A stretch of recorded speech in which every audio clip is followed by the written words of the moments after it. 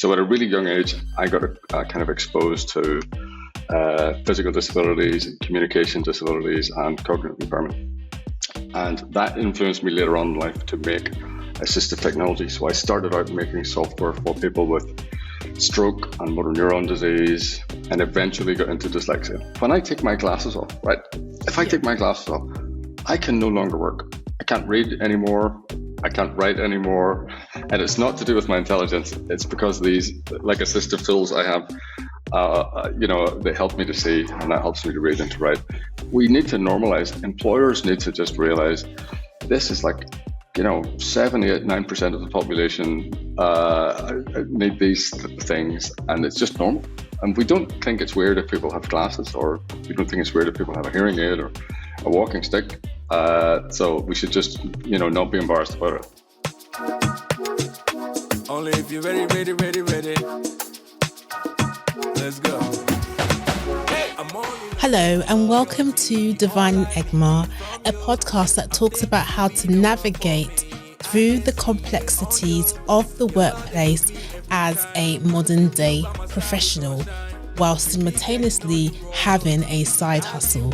We appreciate all of our audience members for taking some time out of their day to tune into another episode, and look forward to providing you all with some value through our show today. My name is Sarah, and I will be the host for this podcast. This podcast will be available on all platforms where you can find podcasts, including Spotify, Amazon, Apple Podcasts, and we're also on YouTube. Now, before we dive in, I have a small favour to ask. Creating this podcast takes a lot of time and energy, and every bit of support helps me keep it going and growing. If you're enjoying the show, 5-star rate, comment on Apple Podcasts or Spotify can make a significant difference in helping new listeners discover us. Your support is invaluable in our growth journey. And if you're also watching on YouTube, hit the subscribe button and tap the bell so you never miss an episode. Want to show your appreciation more? You can even buy me a coffee through Buy Me a Coffee page. It's a simple way to support the show directly and helps cover production costs. Together, we can build an incredible community for ambitious professionals like you. Thank you for your support. It means more than you know. Now, let's get started. Hi, Martin. Hi. Hi, Sarah. Hi. How are you? I'm fine, thanks. Thanks for coming on to my podcast, Divine in Egmar. I really appreciate this. It's always lovely to have new guests that come onto the podcast. Just wanted to ask, how's your week been? It's a lovely Friday in London where we are. Normally we have a bit, messy weather. Sometimes it rains, sometimes it's sunny. We don't know. But yeah, how's your week been, Martin? So I have been in London all week, and the weather has been fantastic. But I flew home this morning, and guess what? I'm back in Northern Ireland, and it's really, really wet. Yeah, super heavy rain. But you must have brought the sunshine to London. Well, I certainly brought the rain home. Oh, yeah. Amazing. So you're based in Northern Ireland, and I'm based in London. So I wanted to ask you what brought you on today's show, and also could you also give us, the audience member, a little bit of an introduction about who you are, what you do, and maybe a fun fact about yourself if you can. You don't have to. Yeah. Okay. Okay. So I'm Martin Mackay. I'm the CEO and founder of a company called TextHelp, and we make software for people with dyslexia and ADHD.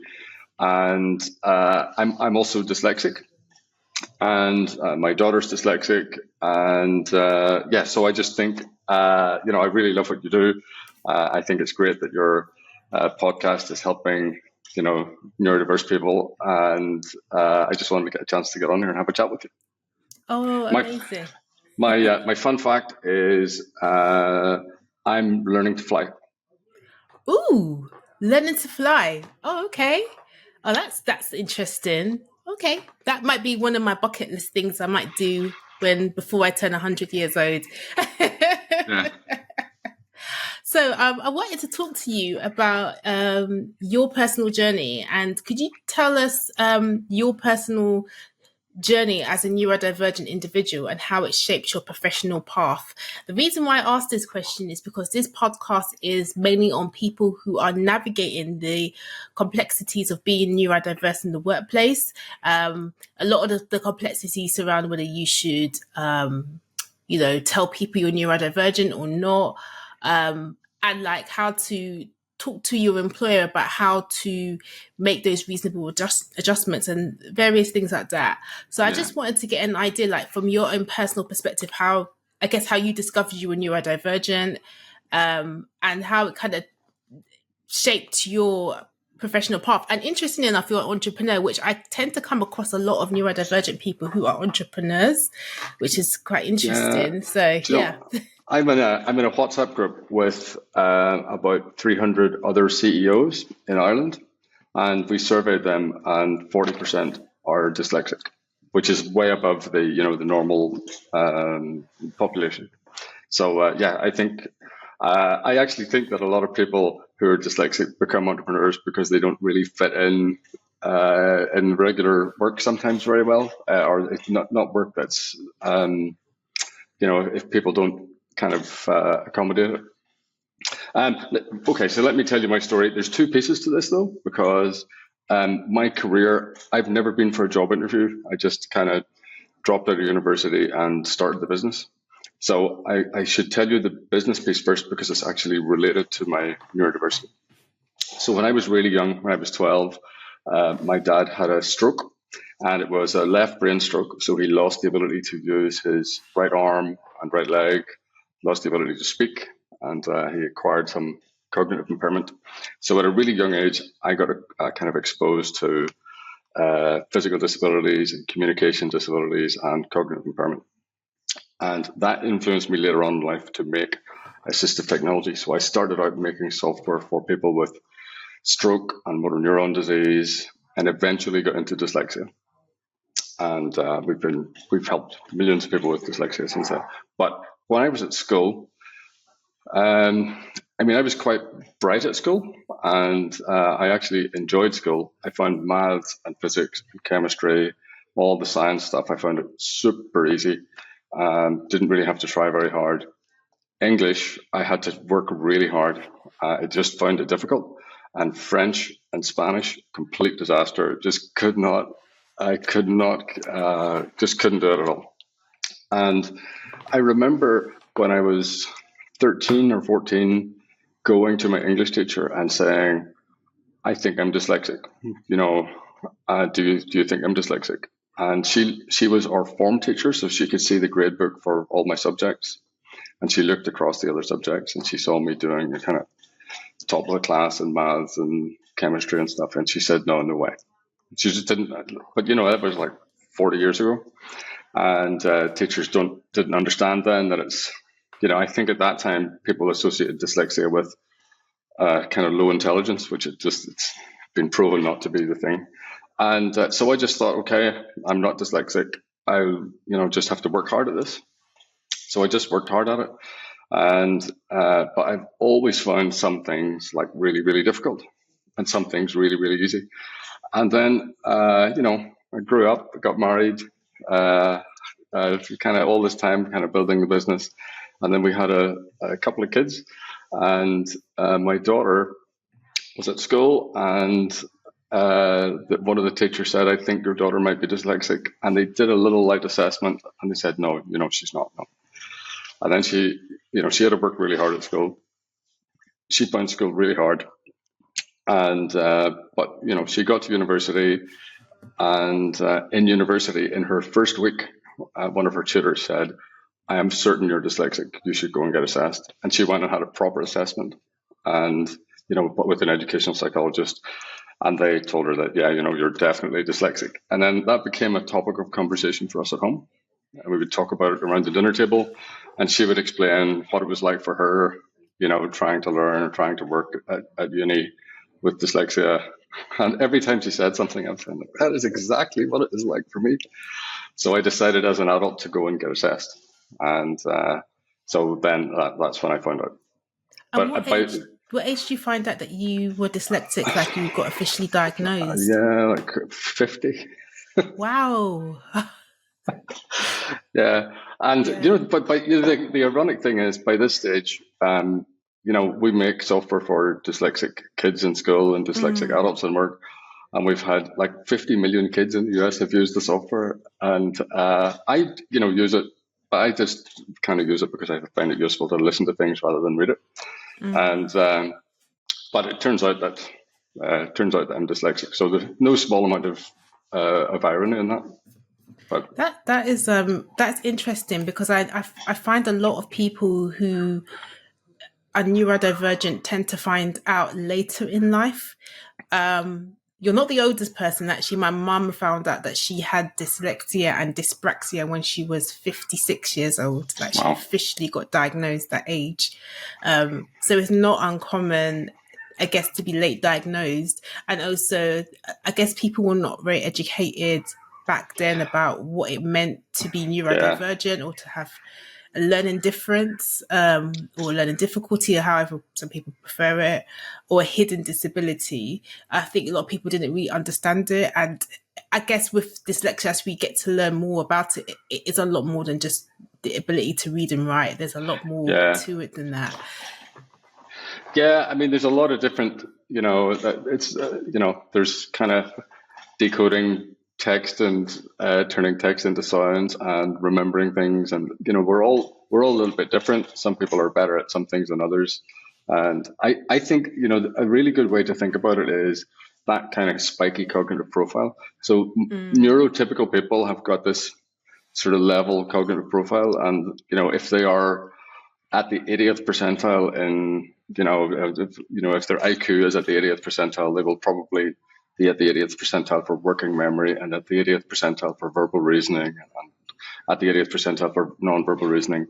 And neurodiverse people have this spiky profile, and some things will be not good at, some things will be really good at, and it's finding a job that matches your strengths, and finding a workplace that kind of accommodates the lower points.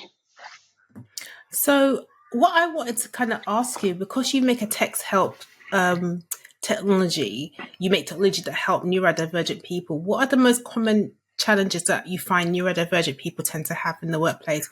I know I can talk about my own personal challenges as a neurodivergent myself with ADHD and dyslexia. But what are the more common challenges that you tend to find in terms of the managing people's workloads? I think, it really depends because everyone's different. Some people just find reading tiresome or slow, and for them, just giving them a way to listen to their text is, can be a huge breakthrough for them. For some people, with ADHD, it's just like keeping on task. And these days, computers, there's so much stuff, kind of notifications popping up and distracting people. And so there's just some simple things that we do to declutter the screen and just keep, that one thing on the screen. And even we even kind of block out the top and bottom of the screen, so you've just got a stripe of text that you can focus on. Like a lot of dyslexic people have got short-term memory challenges and just keeping organized and remembering things. So get task lists and reminders, all that sort of stuff.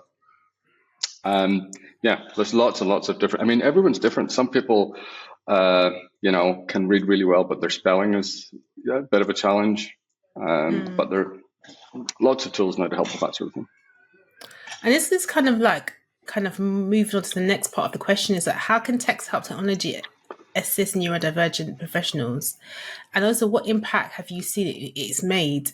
Because obviously they're getting this assistive technology. How is it making their work life a bit better? Yeah, better. Yeah. Yeah.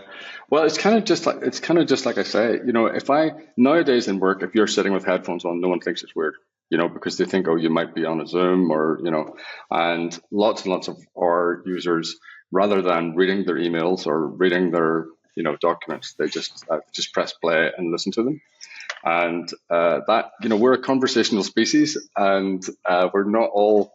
We're all pretty well. Most people are pretty good at talking, and dyslexic people are often better at talking and listening than reading and writing. So giving them a way to just press play and listen to their emails or listen to their documents, that's super useful. And we've got tools to allow them to dictate. So if they're not great at writing or slow at writing, you can just talk to the computer and it'll type it all in for you. And you can, even if there's like a document that you've got to read or an email that you've got to read, you can turn it into an MP3 file and save it to your podcast list to listen to later. There are lots and lots of little tools to help. I think that decluttering the screen is a really useful tool. I think more for ADHD people than for dyslexic people, but it just reduces the cognitive load, reduces the number of distractions on the screen, and it allows the person to just focus on one thing and stay focused on it.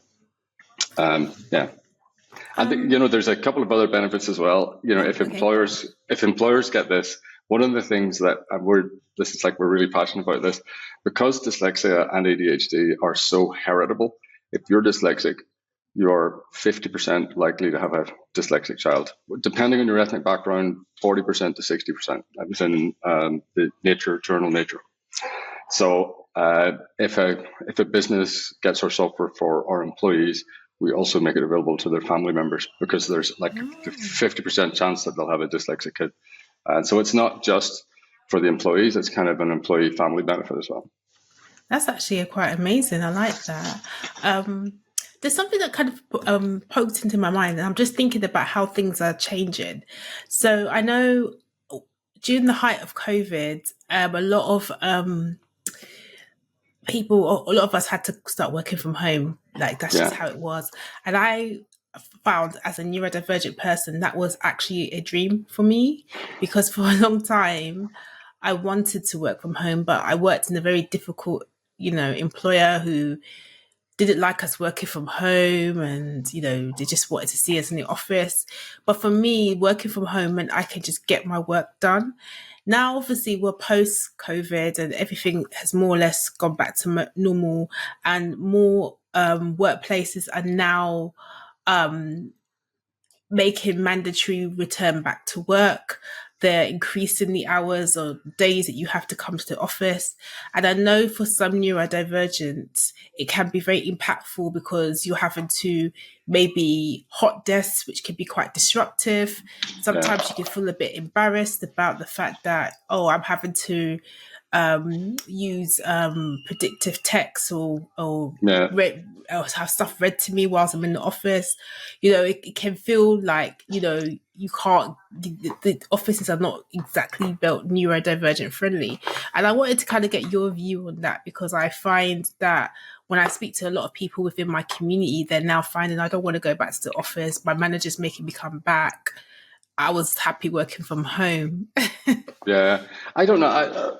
I don't mind if people. So I'm the CEO. So I prefer people to be in the office, but I would prefer them to be happy and productive. And if they can be happier and productive at home, then I think it also depends on the type of work you're doing and what you're meant to be doing. If it's kind of heads down work and you're working on your own, it doesn't really matter if you're in the office or at home.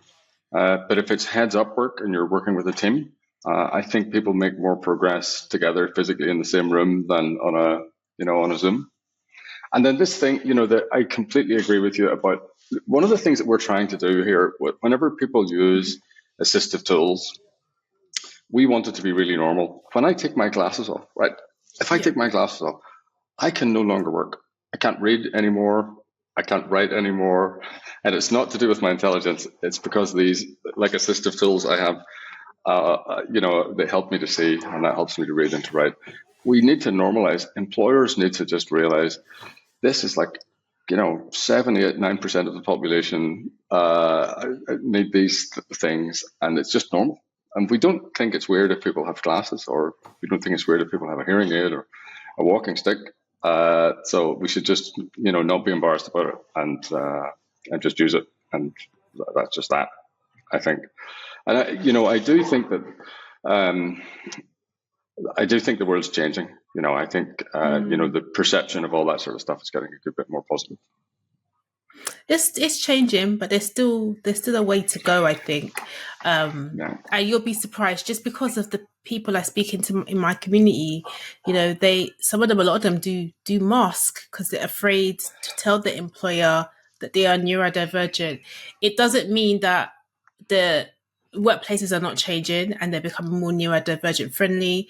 And I love that because it means that we'll get into a world that is neurodiversity is becoming more accepting. But there are still some places, even now, that just don't embrace people that are a bit different, and it's hard. Yeah, no, I agree. And look, even if an organization publicly says we support neurodivergent employees and we make assistive technology available for everyone, and you don't have to put your hand up and disclose it's there. Even in that scenario, people very often wouldn't even disclose to a teammate because they think that that's a career limiting disclosure. They'll think if someone thinks they're dyslexic or have ADHD, they'll not be good on a team project, or and I know, like, I'm a CEO, right? And I have built a company that makes software for dyslexic people. And when I found out formally about it, and I was 50, pretty mature guy, and when I did a town hall and I told the company that I was the dyslexic, and I was okay about that. But when I told my investors, I was nervous about it. So I was like a 50-year-old adult, I was nervous because I was thinking, my goodness, are they going to think that I'm not a safe pair of hands, not a good company, not a good CEO to invest in? So, yeah, I completely get that. It's very natural and normal for people to be concerned about disclosing, because I was concerned myself. And as an adult, it's totally scary. Yeah. And but imagine if you're like a young person, like just out of university, just going into your first job, maybe. And, I would encourage people to, be brave and disclose, but I do realize it's not a comfortable or easy thing to do. No, I totally, it's one of those things because, if I've maybe you've listened to my podcast before, but for me, I know that there've been some workplaces that I've been comfortable disclosing my dyslexia and my ADHD, and some not so much. And I don't know. And I try to gauge, like, if I think that person's going to judge me, I might hold back a bit. Just gauging on how they behave if they hear anything about neurodiversity or someone with a disability. So it is one of those things where you are trying to find your way or find if you fit into this organization with a hidden disability, I would say. One of the things I wanted to ask is, in your view, how can embracing neurodiversity drive innovation and productivity in the workplace? Like how? So there's some research around this, actually, and it's very good. So there was some research done by Cambridge University, and they found that people with dyslexia and ADHD are much more likely to have novel ideas. And there's a really nice analogy with beehives. So inside a beehive, there are lots of different types of bees. There's a queen bee, and there are worker bees, and there are kind of bees that go off to get the pollen, or the nectar rather. And in any beehive, about 13 or 14% of the bees behave differently, and they follow a different search pattern. And they have an exploration bias, and they go off and search for things, and they find nectar that other bees wouldn't find, because they search in a different way. But then they come back to the hive and they do the little dance, and that tells the other bees where the honey is, or where the nectar is, and they all go and find it. And if you think about, a team of people, if you've got 10 people and you've got a dyslexic person in that team and a person with ADHD in that team, and 8 other kind of regular folk, that team is much more likely to have novel ideas.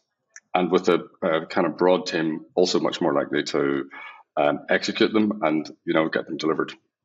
So that is how I think it's really important to get it in a team setting. But dyslexic people and people with ADHD do think differently, and they'll bring a different perspective and they'll come up with more novel ideas. And I think also that in the workplace, if you're in a business, if you're a business owner, and you're delivering a product or service, and you're not thinking about people with dyslexia and ADHD and neurodiverse people in your product design and in your product delivery, you are probably excluding yourself from a portion of the market. So you should get dyslexic and neurodiverse people involved in building and making and delivering your products, so that you build a product for the whole market. I think that's a really important thing for employers and business owners to understand. I'm investing in a business in Ireland, and it's brilliant. Would you hear this? So this is someone did some research in this, and they were looking at online stores. So like Amazon and eBay and so on. And they did an experiment, and they got the product descriptions, and they used AI to rewrite the product descriptions to be dyslexia friendly, kind of neurodiverse friendly, low cognitive load, just easy to read and easy to understand. No fancy words, just simple. Guess what? Sales went up by like a lot. They just changed the way.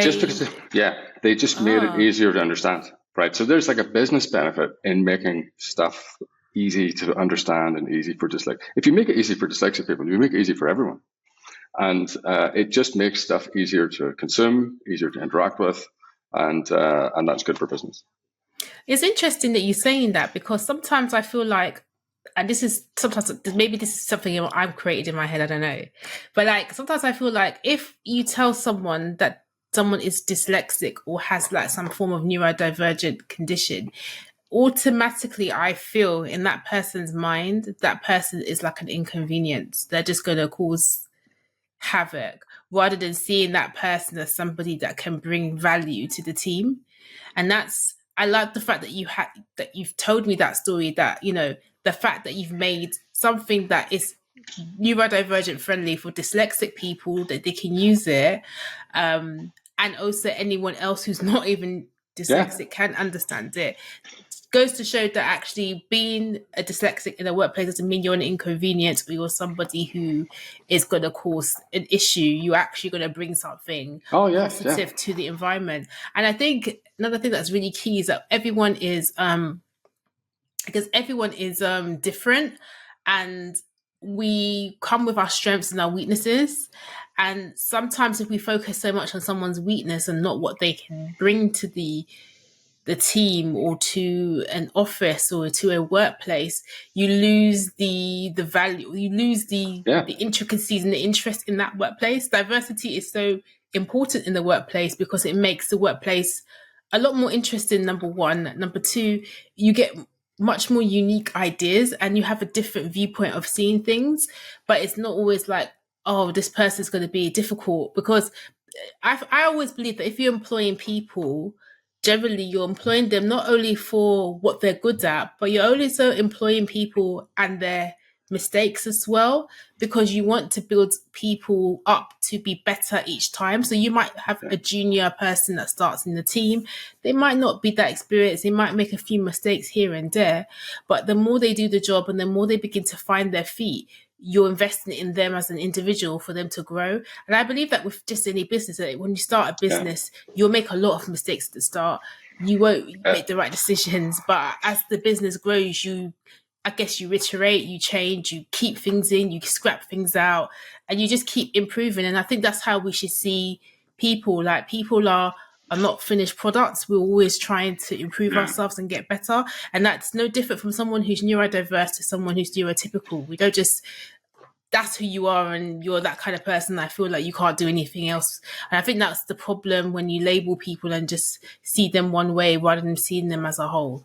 I completely agree. That kind of taking a strengths-based view of someone at the outset. Whenever I think about people that I know who have ADHD, they're like super high energy, and they're often great fun to be around. I can just tell, like, ADHD people, like a mile away, and they're usually really good fun to be around. Usually really high energy. Dyslexic people are often really creative. You see a ton of people with dyslexia in advertising agencies and in architecture and in music. That we typically don't hire people for their spelling. We hire them for the quality of their thought, and that's something that dyslexic people can really bring value to the workplace and society in general. I just wanted to think about, I have dyslexia and so do you. What are the best traits of your dyslexia and what are the worst? I'll go first. Yeah, go. So my best traits of my dyslexia is the fact that I am highly creative, and actually anything I visualize, I can actually physically see in my mind. Like I literally see it as this is what's going to happen. My worst trait of being dyslexic is that I can't express my thoughts, so I have to say everything, hence probably why I have a podcast. So like I can only express everything by saying it. If you ask me to write down what I'm thinking, I can't do it. So I have to just speak it out and get it out. Otherwise I'll just forget it. So that's my ADHD fighting with the dyslexia. But yeah, what about you? I think possibly some similar things there. I'm good at visualizing things, really good at understanding relationships in data and that sort of thing. I find all that stuff just intuitive and simple and easy. I can kind of visualize how databases join together and how we can get information out and how we can do good things with it. I think that I am a really crappy speller, and if it wasn't for I've got this thing that automatically corrects all my spellings wherever I am, and my spelling is not very good, and my short-term memory is not very good. I carry a book with me everywhere, and kind of jot down. I keep my task list in it. I have an orange book that I carry with me. So when I write something, even if it doesn't make sense, I understand it, and I was like, oh yeah, I wrote that. Yeah. So I go through one of these every couple of months, and I actually keep them all. It's a good thing. I think I need to find a way to be a lot more chaotic with my thoughts. So I might start using your assisted technology because I have two neurodivergent conditions. It's really weird. Like my ADHD would turn up and it will help me hyper focus, and I'll be on a task for like 6 hours and not feel tired until later on I procrastinate for the next 3 days or something. But then my dyslexia kicks in where I can't process my thoughts. So it's like I've got two people in my head. I know it sounds really crazy, but I've got two people fighting with themselves. Yeah, who wants to turn up today? My dyslexia or my ADHD?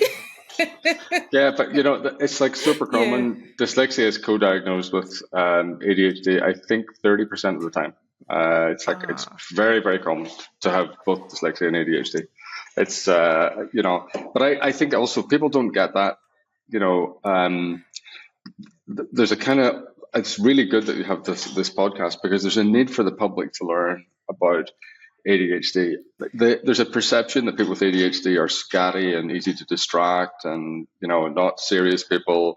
But people with ADHD can hyperfocus. And if you get them something that they're truly interested in, they will hyperfocus in a way that other people can't.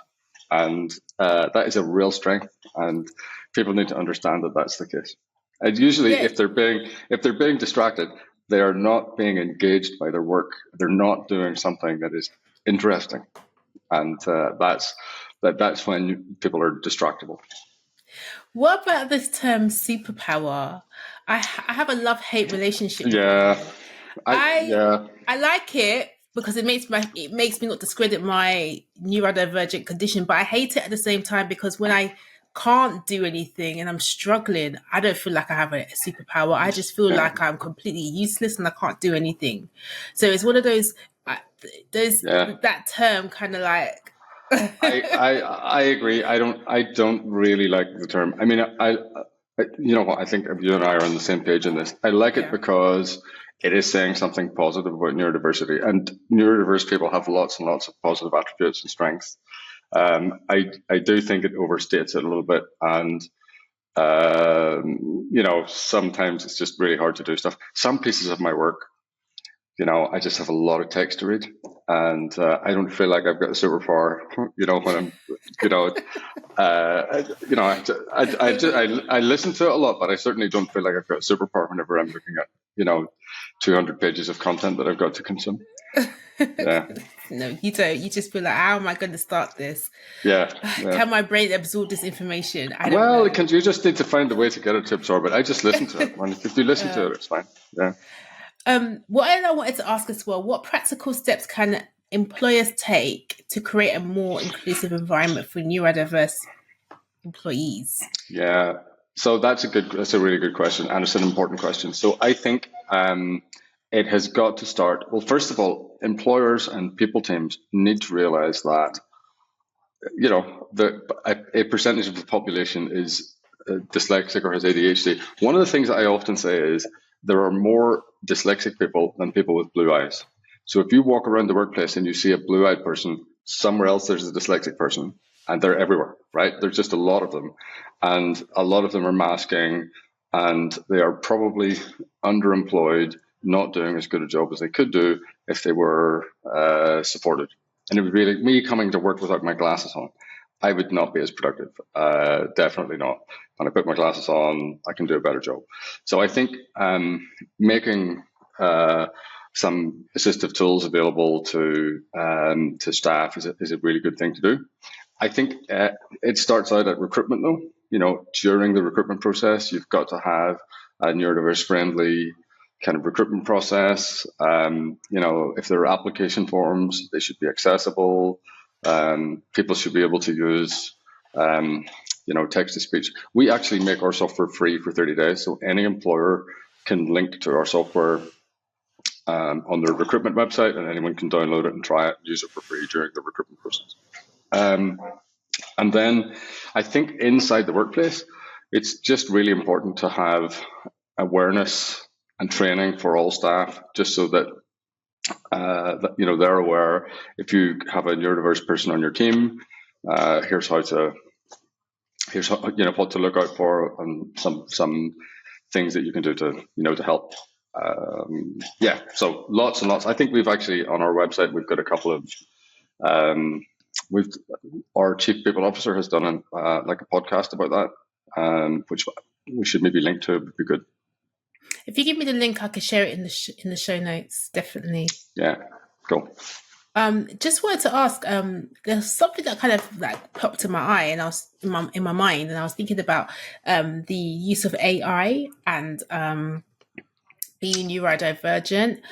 What are your thoughts on that? I'm really excited about it. I think it's great. AI is really good at writing. But sometimes it hallucinates and people are worried about it but one of the things that it is really good at is if you give it a big piece of text, it can simplify it and summarize it and reduce the cognitive load. And I think for people who have to consume a lot of text, getting a simple summary, using AI to get a simple summary, just makes it easier to consume text. That's a really good example. When our software is being used in schools, lots of dyslexic kids encounter a word for the first time, and then they need a dictionary definition to understand what it means. But getting, dictionary definitions often aren't very easy to understand. They're so we've used AI to write dyslexia-friendly dictionary definitions, so that so there's lots and lots of opportunities for it. I'm very excited about it. I wish I had your company when I was growing up, honestly. Well, anyone who meets me socially gets my stuff. When I was a teenager or a kid, like if that was available, I think my schooling experience would have been a lot different. Yeah, there's a school trust in Scotland now that just give our software to every kid, and they've actually teach the class like. Everyone's different. Everyone learns differently. Some people might need text to speech. Some people, if they use this predictive text, it'll help them to write. And they just don't distinguish between people who have dyslexia or not. They just say, here are these tools. Everyone uses them.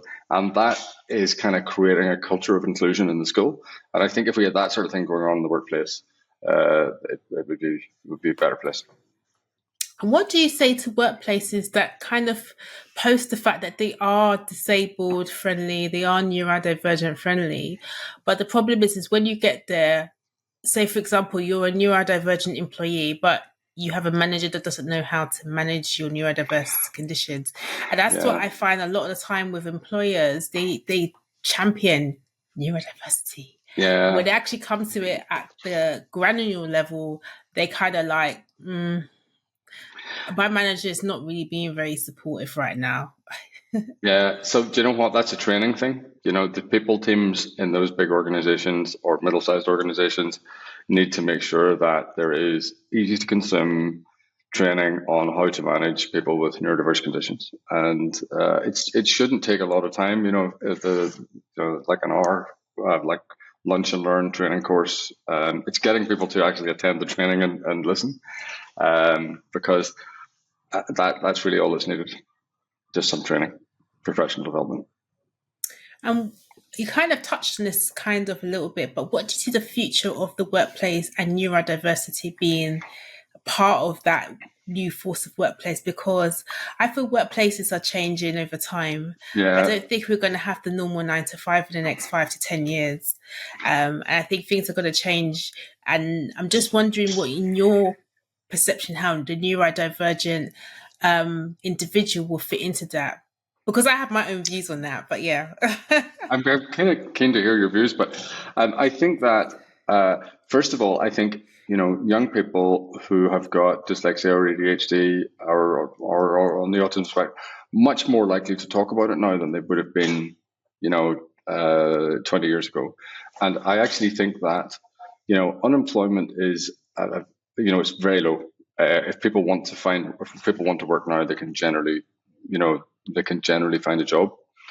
And it's getting to the stage where employers are having to compete to get employees in. And I think employers who don't do a good job of supporting neurodiverse people are going to miss out.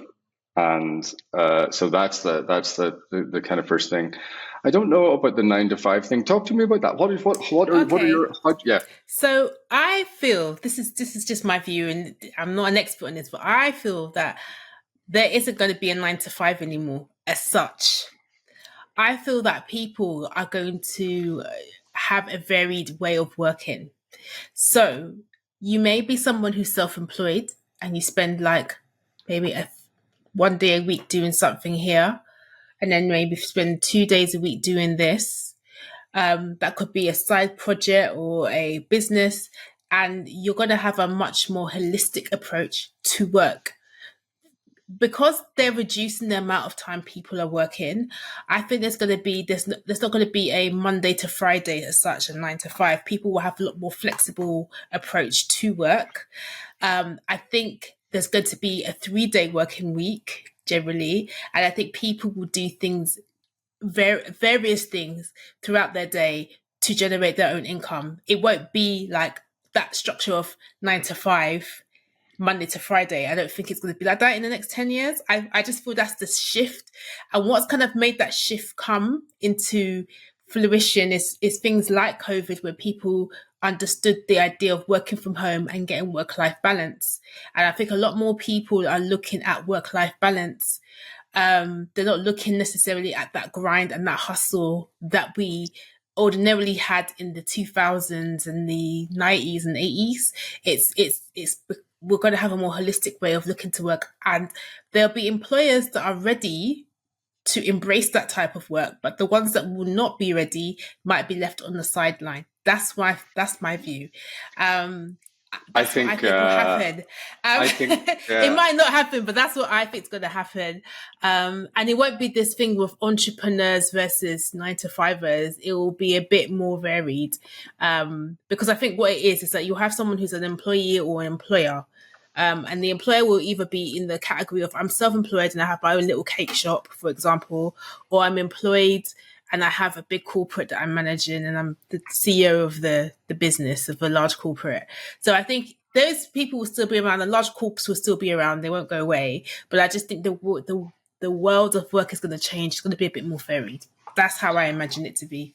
Yeah, I think that could be the case. And I think businesses that work 5 days a week are going to do much better and be much more successful and be a much higher impact than businesses that work 3 days a week. They'll be doing, they'll just be much more successful because they're getting more stuff done.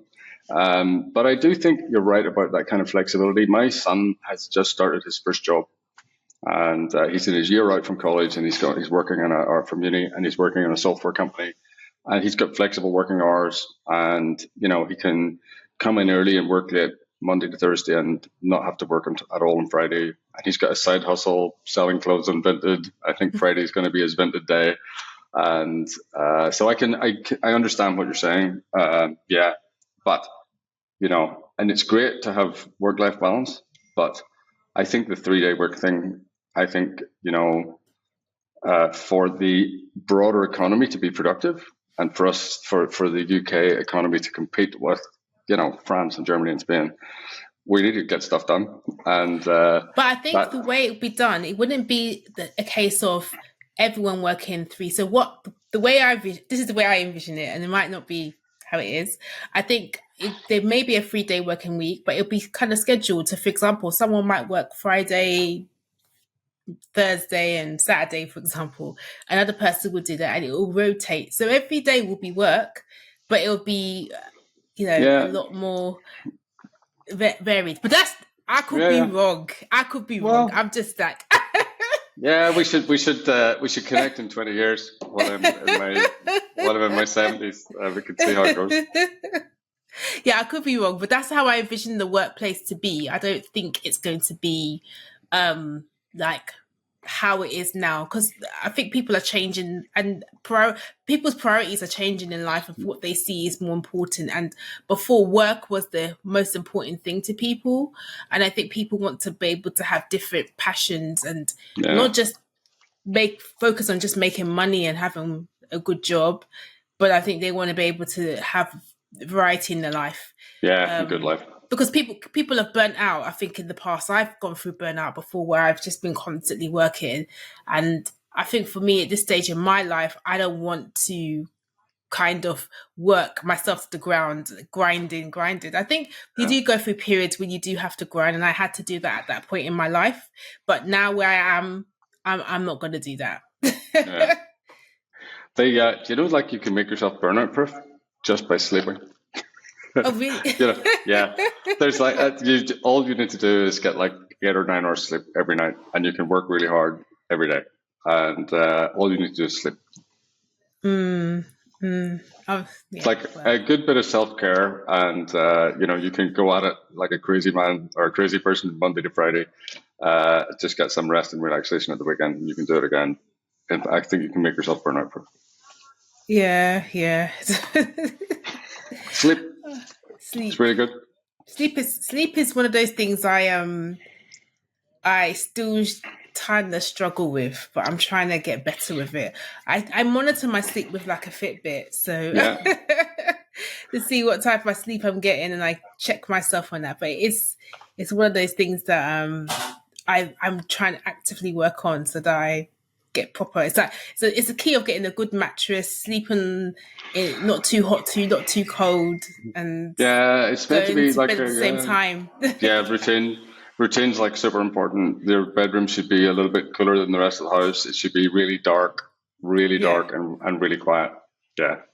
And those phones are terrible. You should leave your phone down. Oh no, I've stopped doing that. So I used to have my phone literally sleeping next to me on my bed, but I've stopped doing that. It's not good. Yeah. Especially that scrolling through your phone, especially with my ADHD brain. I'm just like that. Yeah, it's not good. Yeah. So go ahead. Yeah. I was just this kind of in the last 5 years, all these social media apps have appeared where you're just people just flip through reels, and that is terrible for ADHD people. Terrible. But it's so it is. It may not be a terrible experience for them, but it's so tempting and easy to just lift your phone and doom scroll for a kind of waste 15 minutes of your day. I've done that before, and I've wasted the whole day. I've done that before, and I Yeah. stopped doing that now. I'm getting to the habit of not just putting my phone in a different room, because I will do that. And the worst thing I do as an ADHDer, I will have my phone and I'll be watching the TV, which doesn't make sense. Sometimes I do that. It doesn't make sense. But we've only got yeah. but you've only got one cognitive. There's only one thing you can really pay attention to. Exactly. Yeah. So. But I do it, and it doesn't make sense. And my husband would be like, "You're scrolling on your phone, but you watch." Yeah, but I'm watching that program, and I'll be picking up bits and pieces, but it's not a good look. Yeah. Very good. Oh, it's been so good having you on this podcast, Martin. Thank you, Sarah. I just want to know, how can people find you? What are your handles? And also, I'll ask you the last question after the handles and everything. But yeah, how can people find you? So it kind of on any platform, it's just Martin McKay with no spaces, MartinMcKay. But the easiest way to find us is through the business, and that's called Text Help, TEXTHELP. It's got a kind of weird name, but originally we were just helping people with text, so we called ourselves Text Help. Okay. And what advice would you give to somebody who is neurodivergent and newly entering the workplace? I would say be proud of yourself. Good for you for getting a job. And I would encourage you to be open with your team and your employers. And don't be talking about your neurodiversity in a negative way. Talk about your strengths. And I would talk about your strengths first, and then mention some things that you could do with some accommodations around. And are you also on LinkedIn? I am on LinkedIn, yeah. Okay. And LinkedIn is the same. It's just, I've been in LinkedIn. I'm so old. I was in LinkedIn right at the very beginning, so I've got my name. It's just LinkedIn Martin McKay. Oh, amazing. Martin, thank you so much for coming on Divine and Egmar. Hopefully you can come again as a second time guest, maybe in our studio one day. Thank you so much for coming on the show. I really enjoyed this episode, and I got a lot of knowledge actually in terms of how assistive software could be really, really integral in the workplace, particularly when you're neurodivergent. Thank you again, and thank you for your wisdom. Thanks. Sarah, thank you for having me on the podcast, and thank you for having the podcast, because it's a really great thing that you're doing. It's spreading the word. It's great. Thank you so much. I just want to let our audience members know about the 6-week coaching program that I'll be offering for people who are neurodivergent and who want to improve their career prospects in general, or those who want to get into project management. You can also be non-neurodivergent too. I mentioned this earlier in previous episodes, but I want to make the time to offer it up to those looking for help in those areas in their life, as it's a great way to learn new skills to help you advance in your career. I'm also offering my support to people who want to pass the Prince 2 practitioner exam or other project management exams, as I've taken and failed the test a few times, and I would like to help others by showing them how I passed. I also launched my membership, Neuro in Egmar, in which you get supportive community, career and business mentorship, monthly group coaching calls, networking opportunities, mental health well-being days, and unlimited body doubling sessions, and UK and very soon international meetups. I'm also working with the British Dyslexic Association and Lexic, one of the UK's biggest neurodiversity organisations, to ensure our members get free, full neurodiversity assessments accredited with an educational psychologist or doctor. So if this sounds like you're interested to learn more, please reach out to me directly to talk more about the membership. Please follow me on all platforms where you listen to podcasts. Thank you for listening to Divine and Egmar. And if you got to the end, this is a safe place for project managers, professionals, side hustlers, and anybody who's looking to navigate the complexity of being neurodiverse in the workplace and the corporate space. I'll see you next time.